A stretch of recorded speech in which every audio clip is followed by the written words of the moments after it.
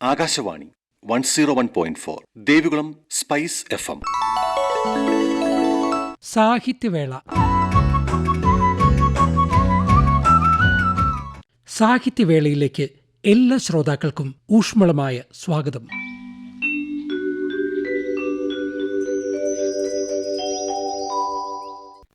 പ്രിയ ശ്രോതാക്കളെ, ഇന്ന് സാഹിത്യവേളയിൽ PR രാജീവ് അവതരിപ്പിച്ച കവിതകൾ, ഇന്ദുജ പ്രവീൺ അവതരിപ്പിച്ച കഥകൾ എന്നിവയാണ് ഉൾപ്പെടുത്തിയിരിക്കുന്നത്.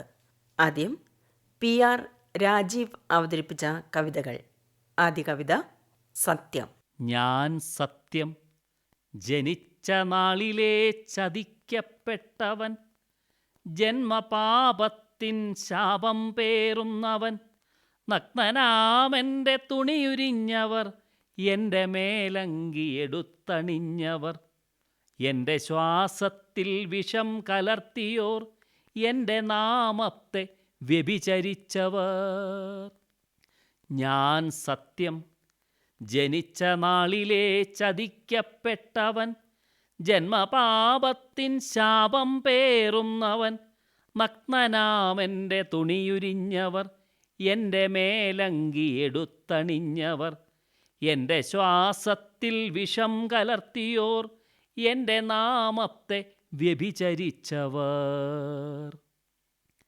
എൻ്റെ പേരിലായി പിറവി കൊണ്ടൊരീ മണ്ണിലായിരം കപടവാദികൾ, എന്നനുചരന്മാരെ നിർദ്ദയം കൊന്നുതള്ളി കുരിശിൽ വെടിയുണ്ടയിൽ. എൻ്റെ പേരിലായി പിറവി കൊണ്ടൊരീ മണ്ണിലായിരം കപടവാദികൾ, എന്നനുചരന്മാരെ നിർദ്ദയം കൊന്നുതള്ളി കുരിശിൽ വെടിയുണ്ടയിൽ.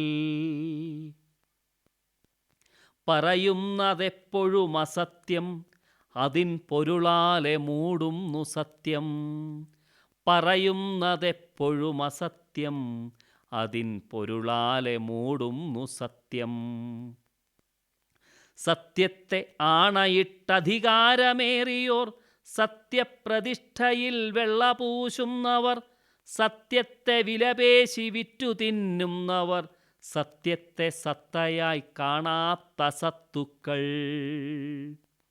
സത്യത്തെ ആണയിട്ടധികാരമേറിയോർ, സത്യപ്രതിഷ്ഠയിൽ വെള്ളപൂശുന്നവർ, സത്യത്തെ വിലപേശി വിറ്റു തിന്നുന്നവർ, സത്യത്തെ സത്തയായി കാണാത്ത സത്തുക്കൾ. എൻ്റെ മൊഴിമുത്തുകൾ കോർത്തുകെട്ടി ഗ്രന്ഥമാലകൾ ചാർത്തുന്ന വേദാന്തവേദികൾ, വേദത്തെ വേരിൽ ഒളിപ്പിച്ചു വെച്ചവർ, അവേദക്കനികളെ അമൃതാക്കിയൂട്ടിയോർ, പറുദീസയിൽ നിന്നു പടികടത്തപ്പെട്ട് അസത്യക്കുരുന്നിനെ പെറ്റു ചുമന്നവർ. എൻ്റെ മൊഴിമുത്തുകൾ കോർത്തുകെട്ടി ഗ്രന്ഥമാലകൾ ചാർത്തുന്ന വേദാന്തവേദികൾ, വേദത്തെ വേരിൽ ഒളിപ്പിച്ചു വെച്ചവർ, അവേദക്കനികളെ അമൃതാക്കിയൂട്ടിയോർ, പറുദീസയിൽ നിന്നു പടികടത്തപ്പെട്ട് അസത്യക്കുരുന്നിനെ പെറ്റു ചുമന്നവർ. സത്യാനന്തരകാലത്തിൻ സൃഷ്ടികൾ, സത്യത്തെ വായ്ക്കരിയിട്ടു ഹോമിച്ചവർ, സത്യവാദിക്കെന്നും കാരാഗൃഹങ്ങളും ചാട്ടവാറടിയും കൊലയും വിധിച്ചവർ. സത്യാനന്തരകാലത്തിൻ സൃഷ്ടികൾ, സത്യത്തെ വായ്ക്കരിയിട്ടു ഹോമിച്ചവർ, സത്യവാദിക്കെന്നും കാരാഗൃഹങ്ങളും ചാട്ടവാറടിയും കൊലയും വിധിച്ചവർ. ന്യായാസനങ്ങളെ ബന്ധിക്കുവാൻ 100 ന്യായങ്ങൾ സ്വന്തമായി കെട്ടിച്ചമച്ചവർ, നീതിദേവതയുടെ കണ്ണുമൂടിക്കെട്ടി അനീതി തുലാസിൽ തൂക്കിക്കൊടുത്തവർ. ന്യായാസനങ്ങളെ ബന്ധിക്കുവാൻ 100 ന്യായങ്ങൾ സ്വന്തമായി കെട്ടിച്ചമച്ചവർ, നീതിദേവതയുടെ കണ്ണുമൂടിക്കെട്ടി അനീതി തുലാസിൽ തൂക്കിക്കൊടുത്തവർ. സത്യക്കണ്ണീരിൽ കുഴച്ചു ചാലിച്ച് വരച്ച ചരിത്രങ്ങൾ ആഭാസചിത്രങ്ങൾ സത്യക്കണ്ണീരിൽ കുഴച്ചു ചാലിച്ച് വരച്ച ചരിത്രങ്ങൾ ആഭാസചിത്രങ്ങൾ. തുടർന്ന് മകളെ മാപ്പ്. മകളേ മാപ്പിരക്കുന്നു ഞാനുമൊരച്ഛൻ. മകളേ മാപ്പിരക്കുന്നു ഞാനുമൊരച്ഛൻ. പിതൃത്വം ത്രയാക്ഷരമന്ത്രത്താൽ പുത്രകാമേഷ്ടിയജിക്കും യജമാനൻ. പിതൃത്വം ത്രയാക്ഷരമന്ത്രത്താൽ പുത്രകാമേഷ്ടിയജിക്കും യജമാനൻ. മകളെ മാപ്പിരക്കുന്നു ഞാനുമൊരച്ഛൻ. കഥനഭാരത്താൽ വ്രണിതഹൃദയവും അപമാനഭാരത്താൽ നമ്രശിരസ്സും മരവിച്ച മനസ്സാക്ഷിയുമായി തണുത്തു വിറങ്ങലിച്ചൊരീ മോർച്ചറിക്കു മുന്നിൽ ഒരു മൂകസാക്ഷിയായി നിൽക്കുമ്പോഴും മകളെ മാപ്പിരക്കുന്നു ഞാനുമൊരച്ഛൻ. കഥനഭാരത്താൽ വ്രണിതഹൃദയവും അപമാനഭാരത്താൽ നമ്രശിരസ്സും മരവിച്ച മനസ്സാക്ഷിയുമായി തണുത്തു വിറങ്ങലിച്ചൊരീ മോർച്ചറിക്കു മുന്നിൽ ഒരു മൂകസാക്ഷിയായി നിൽക്കുമ്പോഴും മകളെ മാപ്പിരക്കുന്നു ഞാനുമൊരച്ഛൻ. കാമാന്ധനായി കാമപ്പിശാചായി കാട്ടാളനീതിയുടെ പല്ലും നഖങ്ങളുമമർത്തി ചോര കിനിഞ്ഞ വടുക്കളായി വികൃതമാംസപിണ്ഡമായി പകൽമാന്യതയുടെ വെളുത്ത കച്ചയിൽ പൊതിഞ്ഞുകെട്ടി ഈ തണുത്ത ചില്ലുകൂടിൻ സുരക്ഷയിൽ വിറങ്ങലിച്ചു കിടക്കുമ്പോഴും കണ്ടു ഞാനോമനെ അഭൗമ തേജസ്സാർന്ന നിൻ നിഷ്കളങ്കമാം പാൽപുഞ്ചിരി. കാമാന്ധനായി കാമപ്പിശാചായി കാട്ടാളനീതിയുടെ പല്ലും നഖങ്ങളുമമർത്തി ചോരകിനിഞ്ഞ വടുക്കളായി വികൃതമാംസപിണ്ഡമായി പകൽമാന്യതയുടെ വെളുത്ത കച്ചയിൽ പൊതിഞ്ഞുകെട്ടി ഈ തണുത്ത ചില്ലുകൂടിൻ സുരക്ഷയിൽ വിറങ്ങലിച്ചു കിടക്കുമ്പോഴും കണ്ടു ഞാനോമനെ അഭൗമ തേജസ്സാർന്ന നിൻ നിഷ്കളങ്കമാം പാൽപുഞ്ചിരി. വിടരും നയനങ്ങളെന്നോടു ചോദിക്കും 1000 ചോദ്യശരങ്ങൾ. വിടരും നയനങ്ങളെന്നോടു ചോദിക്കും 1000 ചോദ്യശരങ്ങൾ. അക്ഷരം കൂട്ടി വിളിക്കും അച്ഛായെന്ന മൊഴിയുടെ പൊരുളോ വിരൽത്തുമ്പിൽ തൂങ്ങും വിശ്വാസമോ മാറിൽ ചവിട്ടിക്കുതിക്കും അധികാരമോ. അക്ഷരം കൂട്ടി വിളിക്കും അച്ഛായെന്ന മൊഴിയുടെ പൊരുളോ വിരൽത്തുമ്പിൽ തൂങ്ങും വിശ്വാസമോ മാറിൽ ചവിട്ടിക്കുതിക്കും അധികാരമോ. ആത്മാവ് പുനർജനിച്ചൊരാത്മജേ മാപ്പിരക്കുന്നു ഞാനുമൊരച്ഛൻ. ആത്മാവ് പുനർജനിച്ചൊരാത്മജേ മാപ്പിരക്കുന്നു ഞാനുമൊരച്ഛൻ. PR രാജീവ് അവതരിപ്പിച്ച കവിതകൾ കേട്ടല്ലോ. ഇനി ഇന്ദുജ പ്രവീൺ അവതരിപ്പിച്ച കഥകൾ കേൾക്കാം. ആദ്യ കഥ വാർദ്ധക്യത്തിലെ മഴ. നക്ഷത്രങ്ങൾക്ക് മേലെ മഴമേഘം മൂടിയത് വളരെ പെട്ടെന്നായിരുന്നു. രാത്രിയുടെ സുന്ദരമായ മൗനം ആസ്വദിച്ചിരിക്കുകയായിരുന്നു അയാളപ്പോൾ. പ്രകൃതി ഇപ്പോൾ പിടികിട്ടാത്ത കുസൃതി ചോദ്യം പോലെയാണ്. ഒന്നും മനസ്സിലാകുന്നില്ല. അല്പസമയം മുൻപായിരുന്നില്ലേ തിങ്കൾക്കല കിന്നാരം പറഞ്ഞത്? നക്ഷത്ര തേരിൽ വന്ന് പൂനിലാവൊഴുക്കുമെന്ന് കള്ളം പറഞ്ഞതായിരിക്കുമോ? ചിന്തകൾ അങ്ങനെ കാട് കയറവേ പൊടുന്നനെ ഒരു ഇടിവെട്ടി. എന്താണ് സംഭവിക്കുന്നതെന്ന് മനസ്സിലാകും മുൻപേ ആദ്യ മഴത്തുള്ളി അയാളുടെ മൂക്കിൻ തുമ്പിൽ വീണുടഞ്ഞു. ജോസഫ് ഇങ്ങ് പോരൂ, മഴ പെയ്യുമെന്ന് തോന്നുന്നു, അകത്തുനിന്ന് ആരോ വിളിച്ചു പറഞ്ഞു. അയാൾ മെല്ലെ എഴുന്നേൽക്കാൻ ശ്രമിച്ചപ്പോൾ കാലുകൾ ഇടറിപ്പോയി. ആരോ താങ്ങി. നോക്കിയപ്പോൾ രാഘവനാണ്. വെറുതെ ഒന്ന് കാറ്റുകൊള്ളാമെന്നു കരുതി ഇരുന്നതാണ്. അയാൾ ആരോടെന്നില്ലാതെ പറഞ്ഞു. രാഘവൻ ഒന്നും മിണ്ടിയില്ല. മുറിയിൽ കട്ടിലിലെത്തി ചായുമ്പോൾ ഓർമ്മകൾ ഒരുപാട് പുറകോട്ട് പാഞ്ഞു. അന്നും ക്രിസ്മസ് ദിനമായിരുന്നു. അന്നമ്മ പോയതിൽ പിന്നെ ആ കാലം ഒരിക്കലും മധുരമുള്ളതായി തോന്നിയില്ല. അല്ലെങ്കിലും അവൾ തൻ്റെ ജീവിതത്തിൻ്റെ നിറം തന്നെയായിരുന്നു. അവളുടെ കൈപുണ്യം പറഞ്ഞറിയിക്കാൻ വയ്യ. ക്രിസ്മസ് ആയാൽ വറുത്തും പൊരിച്ചും അവൾ ഉണ്ടാക്കുന്നതിനെല്ലാം എന്തൊരു രുചിയായിരുന്നു. എല്ലാം ഒറ്റയ്ക്കുണ്ടാക്കും. പുറത്തുനിന്നും ഒന്നും വാങ്ങുന്നത് ഇഷ്ടമല്ല. മക്കളുടെ കുടൽ ചീത്തയാകുമത്രേ. 4 ആൺമക്കളെയും ഒരു പെണ്ണിനെയും വളർത്തി നല്ല നിലയിൽ എത്തിക്കുവാനുള്ള തത്രപ്പാടിനിടയിൽ സ്വന്തം കുടലും ശരീരവും ചീത്തയായത് അവൾ അറിഞ്ഞില്ല. തന്നെക്കുറിച്ച് ഓർക്കാതെ അവൾ ഒറ്റയ്ക്ക് പോയി കളഞ്ഞു. മക്കൾ ഓരോരുത്തരായി വിദേശത്തേക്ക് പറന്നു. ഇളയവൻ പോകുമ്പോൾ ഏറെ വേദനിച്ചു. പിന്നീട് ഒരുപാട് നാൾ ഒറ്റയ്ക്കായിരുന്നു. എത്ര ക്രിസ്മസുകൾ കഴിഞ്ഞു എന്നറിയില്ല. അന്നൊരിക്കൽ മൂത്ത മകൻ വിളിച്ചപ്പോൾ പറഞ്ഞു ഞങ്ങൾ ഒരുമിച്ച് നാട്ടിലേക്ക് വരുന്നുവെന്ന്. പിന്നെ ആ ക്രിസ്മസിനായുള്ള കാത്തിരിപ്പിലായിരുന്നു. മക്കളെയും കൊച്ചുമക്കളെയും കണ്ടിട്ട് എത്ര കാലമായി. എന്തൊക്കെ ഒരുക്കി, ഇനി എന്തൊക്കെ ഒരുക്കണം. അന്നമ്മ കൂടെ നിന്ന് ചെയ്യിക്കും പോലെ തോന്നി പലപ്പോഴും. ഓരോരുത്തരും ഓരോ ദിവസമായി എത്തിച്ചേർന്നു. എല്ലാവർക്കും സന്തോഷം. ഇളയവൻ ക്രിസ്മസ് തലേന്നാണ് എത്തിയത്. കുട്ടികൾ പുൽക്കൂടുണ്ടാക്കുന്ന തിരക്കിലായിരുന്നു. വർണ്ണമനോഹരമായ ക്രിസ്മസ്. പാതിരാ കുർബാന കഴിഞ്ഞു വരുമ്പോൾ മൂത്തവൻ പറഞ്ഞു, അപ്പച്ചാ, ഒരുപാട് കാലമായില്ലേ ഒറ്റയ്ക്കിവിടിങ്ങനെ. ഞങ്ങൾക്ക് ഓർക്കുമ്പോൾ വിഷമമാണ്. അമ്മച്ചിയുടെ ആത്മാവിനും സഹിക്കുന്നുണ്ടാവില്ല. അതുകൊണ്ട് ഇനിയും അപ്പച്ചനെ ഒറ്റയ്ക്കാക്കാൻ ഞങ്ങൾക്ക് വയ്യ എന്ന്. കേട്ടപ്പോൾ ഒരുപാട് സന്തോഷം തോന്നി.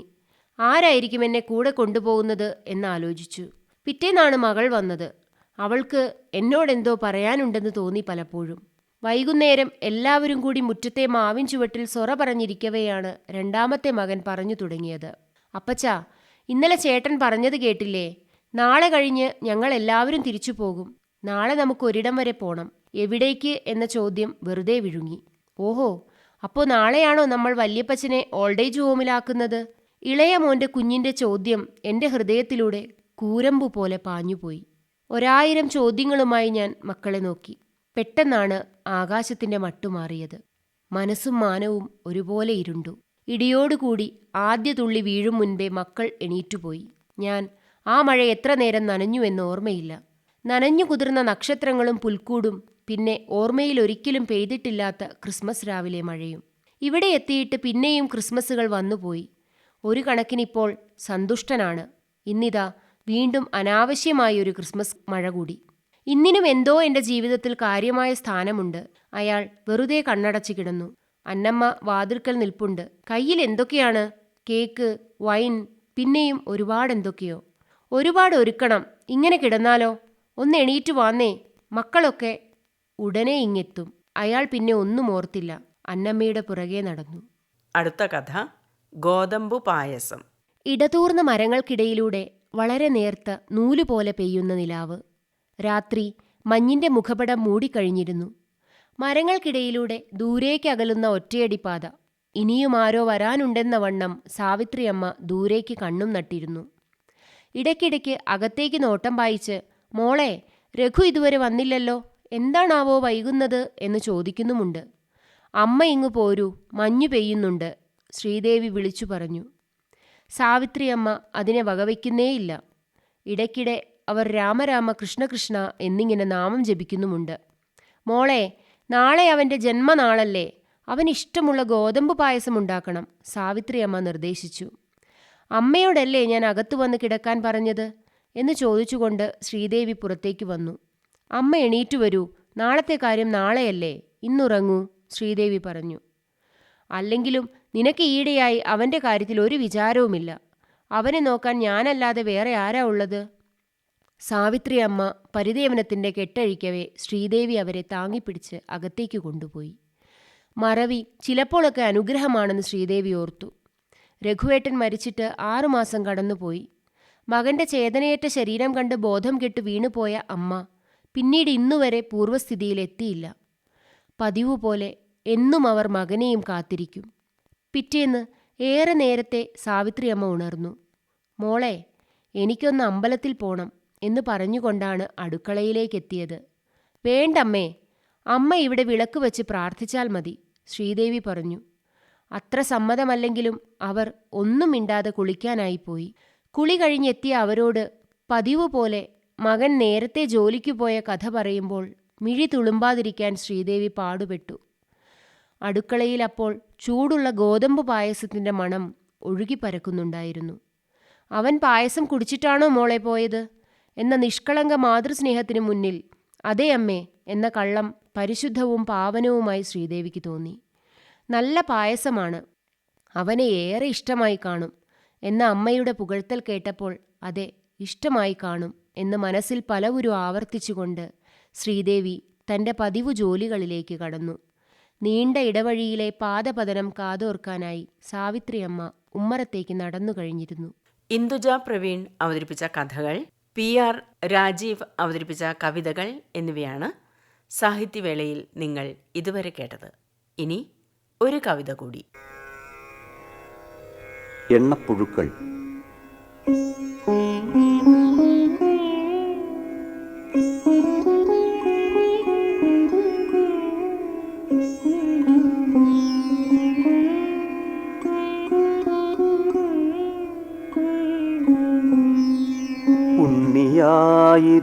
ഉണ്ണിയായിരുന്നപ്പോൾ കണ്ടു ഞാൻ എൻ മുറ്റത്തെ മണ്ണിലൂടരിച്ചു പോം ഒരു പാഴ്പുഴുവിനെ.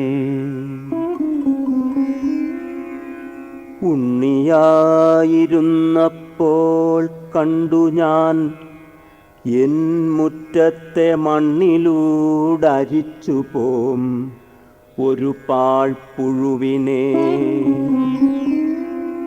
കണ്ണിനുണ്ടിമ്പം കാൺമാൻ കാവിയും കറുപ്പുമാം കണ്ണികൾ തൊടുത്ത പോൽ കമനീയമാണംഗം. അപ്പൂ, നീ ദ്രോഹിക്കരുത്, അമ്മ ചൊല്ലിനാൾ ചിറ്റൂരപ്പനാടുവാൻ എണ്ണ കൊണ്ടുപോം പുഴുവല്ലോ. അപ്പോ നീ ദ്രോഹിക്കരുത്, അമ്മ ചൊല്ലിനാൾ ചിറ്റൂരപ്പനാടുവാൻ എണ്ണ കൊണ്ടുപോം പുഴുവല്ലോ. ശരിയാണ്, ഇളവെയിലിൽ മിന്നുന്നു മെഴുക്കാർന്ന പരിച് ആ തനു ആർദ്രസ്നിഗ്ധമാണെങ്ങും തൊട്ടാൽ. വിശ്വസിച്ചു ഞാൻ വിസ്മയിക്കയും ചെയ്തേൻ, എത്ര ദുസ്തരദൂരം മാർഗം, എന്തു പാവനയത്നം.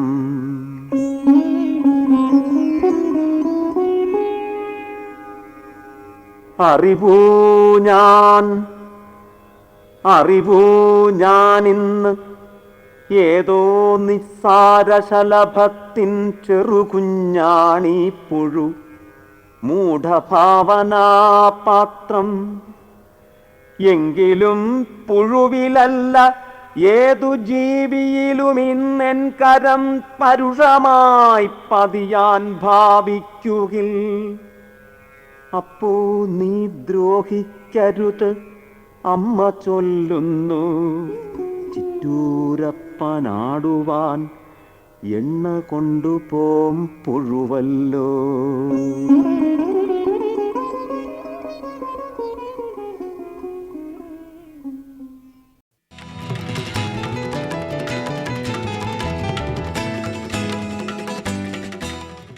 സാഹിത്യവേള വീണ്ടും അടുത്ത വ്യാഴാഴ്ച രാത്രി 7:35.